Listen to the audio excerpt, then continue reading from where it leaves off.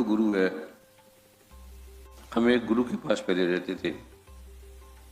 अनंत गुरुओं के सानिध्य में मैंने कृपा ली, भक्ति का मार्ग, अलग अलग मार्ग, 100 से भी ऊपर गुरु होंगे जिनसे मुझे भक्ति का मार्ग का, ज्ञान का, कर्म का, ग्रंथों का, शास्त्रों का ज्ञान हुआ। हमारे गुरु जी थे, उन्होंने कहा भी आप सभी गुरुओं के पास जाओ, जो आपको अच्छा लगे वो मुझे बताओ। गुरु कई बार मुख से बोलते हैं, कई बार अंतर से बोल देते हैं, खुद ही बोल देते हैं तुम जाओ। जब तुम्हें जो गुरु है, जो मैंने तुम्हें दिया है वो क्या ठीक है, ये इससे और भी कोई अच्छा है तो तुम बताओ। सब जगत को कल्याण के लिए हम सब आए हैं, कहीं कोई कमी है तो वो नोट करो, तो मुझे बताओ। गुरु की आज्ञा को मानकर अंतर की बार की। गुरु ने कई बार कहा तुम धन्वंतरि के अवतार हो। डॉक्टर देसरा जी ने और डॉक्टर चावला साहब ने, अनंत अनंत वैज्ञानिकों ने कहा तुम्हें जो ज्ञान है ये पीछे जन्मों का माँ दुर्गा की कृपा से है। माँ दुर्गा इस जगत को पैदा करने वाली है, बनाने वाली है। इसी को पैदा नहीं किया, सूरज को, चंद्रमा को, तारों को, पृथ्वी को, अग्नि को, जल को, वायु को, आकाश को, हमको, ब्रह्मा को, विष्णु को, उसको भी दुर्गा माँ ने पैदा किया। ये सारा मुक्ति भी दुर्गा माँ के हाथ में है। और हर चीज जीवन को करने वाली, और दुर्गा माँ का नाम नंकार भी है, एक ओंकार भी है, सतपुरुष भी है, सतनाम भी है, अल्लाह भी है, ईश्वर भी है, और हजारों हजारों नाम है। कोई भी नाम आपको अच्छा लगता है ले लो। दुर्गा माँ का मैंने ग्रंथों का अध्ययन किया, पाठ किया, सभी का पाठ किया। गरीब पड़ा था, दुख में पड़ा था, मैं गया तो अपने दुख दूर करने, तो ये दूसरों से कोई मतलब नहीं था। गुरु के पास रहते थे, गुरु जो देते थे हम करते थे, पाठ करते थे, ध्यान करते थे, सिमरन कर देते थे। पर वो दुख, धन नहीं था, घर नहीं था, मकान नहीं था, तो मैं देखते थे वहां सभी लड़ते हैं, झगड़ते हैं, अच्छे भी हैं, बड़े लड़ते हैं, झगड़ते भी हैं। गुरु कहता है इस नफरत नहीं करनी। तो मैं कहा नफरत तो किसी की गई नहीं, मेरी भी नहीं गई। जैसे अंधेरा है, प्रकाश के आने से चला जाता है। फिर मैं ग्रंथ पढ़ता, ग्रंथ में लिखा हुआ था अगर सूर्य आ गया तो अंधकार मिट जाता है, नफरत आती नहीं है। अगर नफरत आ रही है तुम्हें, तो तुम्हें वो ब्रह्म का ज्ञान नहीं मिला, प्रकाश नहीं मिला, सूर्य नहीं मिला। तो अलग अलग ग्रंथों में देखा। फिर मैं गुरु जी से वार्तालाप करता था, आशीर्वाद लेता था कि ये याद रखा है, ये याद रखा है। कई बार गुरु से हम वार्तालाप जाकर करते हैं, और कई बार हम गुरु से अध्यात्म से भी करते हैं। जैसे गुरु कई बार मुझे ले जाते थे आकाशों में, सब दिखाते थे कि ये है देख लो। और इतना आकाश की गहराई, कहते मेरी ये लाठी को पकड़ लो, हम पकड़ लेते थे, चले जाते थे। जाते जाते कितना समय निकलता था आप कल्पना नहीं कर सकते। तो गुरु जी अचानक ऊपर छोड़ देते थे, ऊपर से लाठी हटे, गुरु जी हट गए और छोड़ के मैं अब तो मैं मर ही गया। जब गुरु ने छोड़ दिया तो मर गया। पर गुरु की कोई समर्पण है कि नहीं, ये गुरु देखना चाहता था। तो जब मैं नीचे गिरता, उसमें गुरु नहीं थे, क्योंकि मैं बचपन से साधुओं के संग में था। तो देखा तो मैं बेड पे हूं, बिस्तर पे हूं। गुरु किस और आलोक से ये कार्य करते थे। तो अंत गतवा मैंने देखा लोग दुखी हैं, गरीब हैं, उनके पास धन नहीं है, तो भूखे भजन न हो गोपाला, वो कैसे पाठ करेंगे? भूखे हैं, मर रहे हैं, चोरी क्यों ना करें जब पैसे नहीं है, काम नहीं है।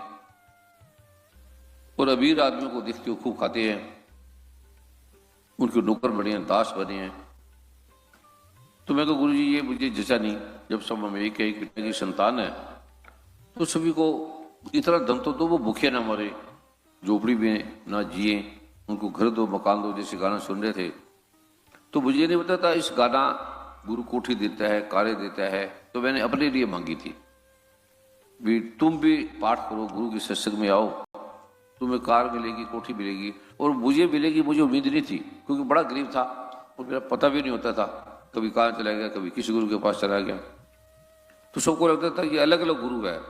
तो जब गुरु ने कहा ये सारा है ही एक जगत, तेरा रूप है संसार, सारा जो आपका संसार है एक परमात्मा का रूप है, ये कुंभकार है, ये नंकार है, ये प्रभु है, परमात्मा जो भी है वो नंकार ने पैदा किया।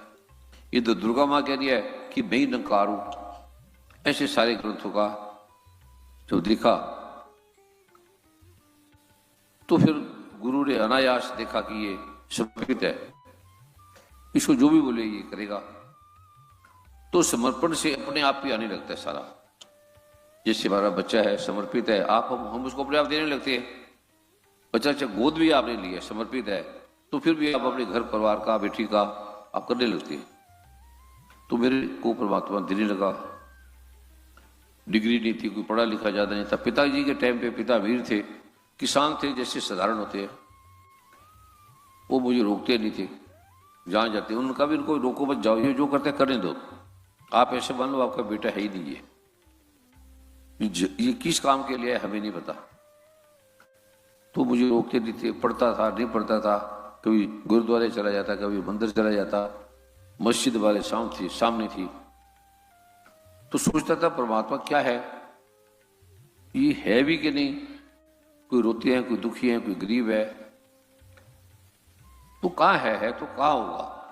कहते सब जगह पास पास है, वो आश्रय दे देता है, एक आदमी को आदमी मार रहा है, लूट रहा है, तो वो पास जो परमात्मा क्यों नहीं छुड़ाता। किसी को गोली मारी जा रही है तो परमात्मा क्यों नहीं छुड़ाता, अगर पास है अगल बगल है तो क्यों नहीं छुड़ाता। ऐसे बड़े प्रश्न आते थे, गुरु से पूछते थे। ऋषि के बाद एकांत में गुरु को मिलना बड़ा कठिन था। हमारे गुरु ब्रह्म के ज्ञाता भी थे, मां ब्रह्म के भी ज्ञाता थे, और मुझे जो कुछ मिला है हमारे गुरु ने दिए। शादी भी खाली गुरु ने बोला था ये लड़की शादी कर दे, तो मैं गुरु की बात नहीं करता था। मैं कहा गुरु जी जैसी आपकी इच्छा, तो ये लड़की देख लो, बड़ी लंबी कथा है। तो मैं कहा ठीक है गुरु जी। फिर मैं सोचता था ये खाएगी क्या, मेरे पास तो धन नहीं है, डॉक्टर हूं मैं, लेकिन पैसे किसी से मांगता नहीं, कोई देता है कोई नहीं देता, तो ये कैसे मेरे साथ रहेगी, ये भी नहीं सोचता था, विचार ही नहीं आता था। गुरु ने जो दे दिया ठीक है, ज्यादा चली जाएगी, स्त्री तलाक ले लेती है, वो चली जाएगी छोड़कर, सुखी होगी, मेरे पास घर नहीं है, पैसा नहीं है, मैं पैसे नहीं मांगता, तो इनका ध्यान होगा, रह जाएगी, नहीं ध्यान है तो चली जाएगी। उसमें खुश होता था, जाए अच्छा है, मेरा तो पता ही नहीं ना कहाँ से कहाँ चला जाओ। और ऐसी गुरु माँ जैसी जो पत्नी है इस संसार में मैंने नहीं देखी, है ही नहीं। तो जिस तरह से मैं कार्य करता था, कोई स्त्री रह नहीं सकती, पैसे मैंने नहीं दे रहे, कहीं से कहाँ चला गया। गुरु के माता पिता अमीर थे, खेती थी, मेरे माता पिता, माता थी, पिता जमीन थी, तो वो जमीन से चले गए, मैं अकेला रह गया, बहनें थी 3-4। तो मैं सोचता नहीं था क्या होगा, अब है जो होगा फिर होगा। क्लिनिक जाता था, लोग बड़े पेशेंट आते थे, पर मैं मांगता नहीं था, तो सब कहते तुम मांगेगा तभी घर चलेगा ना। तो मैं कहा अब नहीं चलेगा तो मैं क्या करूं, ये गरीब आदमी है, पैसे है नहीं इनके पास, तो मैं इसे कैसे मांगू। मेरी दवाई तो 1-2 रुपए की है, डॉक्टर 100 रुपए ले लेते, तो 1-2 रुपए का मेरा बनेगा क्या, जो ये देते हैं दे देंगे। तो मेरा क्लिनिक भी ऐसे रहता था जैसे चैरिटेबल, जैसे गुरुद्वारा मंदिर है, लोग आते थे, कोई दे देते थे, कोई नहीं देते थे। तो सब कहते तू भूखा मरेगा, तो मैं कहा मरना तो है, भूखा मर जाए तो मरना तो है, जब मरना तो मर जाएंगे, इसमें क्या सोचना। तो गुरु माँ लड़ती नहीं थी, गुरु माँ में गुण था ये पूछते नहीं थी। फिर अनायास गुरु के घर से उनके दादाजी या पिताजी कोई आए, तो उसने कहा ये डॉक्टर तो बड़ा अच्छा है, लोग आते हैं कितने, पर वो पैसा नहीं मांगता, इसके घर में पैसा नहीं है, मकान भी कच्चा सा है, बाथरूम भी नहीं है, किचन भी नहीं है, तो वो लड़की कैसी रहती होगी, मुझे नहीं पता इसका। तो वो आके गुरु माँ को ले गए। तो गुरु माँ ने कहा कि मैं थोड़े दिन जैसे शादी लेनी हुई तो आ जाएगी। तो मैंने कहा आएगी क्या, मेरे पास तो कुछ है नहीं। तो नहीं आएगी तो अच्छा है, आ जाएगी तो अच्छा है, नहीं आएगी तो सुखी हो जाएगी ना, क्योंकि घर गुर तो मिल जाएगा ना। गुरु वहां फिर आ जाती, फिर मैं इसको भेजता तो घर, और वहां से लाना कुछ नहीं, मांगना कुछ नहीं, उनको हमें गरीबी नहीं बतानी, हम दुख में हैं, पीड़ा में हैं, तुझे अच्छा लगता है रह जा, नहीं अच्छा लगता कोई बात नहीं, मैं तुम्हारा, और मैं तुम्हारे लिए पैसा नहीं किसी से मांगूंगा। अब गरीब आदमी है तो मुझे कोई पैसे दो, तो पैसे मेरे पास चले जाओ, तुम्हारी जो इच्छा वो करो। ये कहते नहीं हमें गुरु ने शादी करी है तो गुरु की बात को मैं मानूंगी, तो हम ऐसे चलते रहते थे। फिर अनायास एक संत मिले, मैं उनके पास गया। हम मूर्ति पूजा को नहीं मानते थे, पाठ पूजा नहीं करते थे, मंदिर जाते थे, गुरुद्वारे जाते थे, मत्था टेकते थे, आ जाते थे, कहीं भी चले जाते थे। तो अचानक उस संत गुरु ने कहा तू ये मंत्र जब तेरा काम हो जाएगा। बड़े संकट थे, दुख थे, तो मैंने कहा मंत्र से क्या काम होगा, मन में सोचा। फिर मैं उन्होंने दिया, बहुत बड़े संत थे गीता प्रेस के, मैंने किया नहीं। फिर मैं दुख है चलो किया, करने लगा तो मेरा मकान बन गया, घर बन गया, सब काम होने लगा, दिल्ली का बन गया। फिर मैं जाता था बॉम्बे पूना, वहां बन गया। फिर मैंने बोला कि मैं अमेरिका कनाडा पूरे वर्ल्ड में घूमना चाहता हूँ, देखना चाहता हूँ।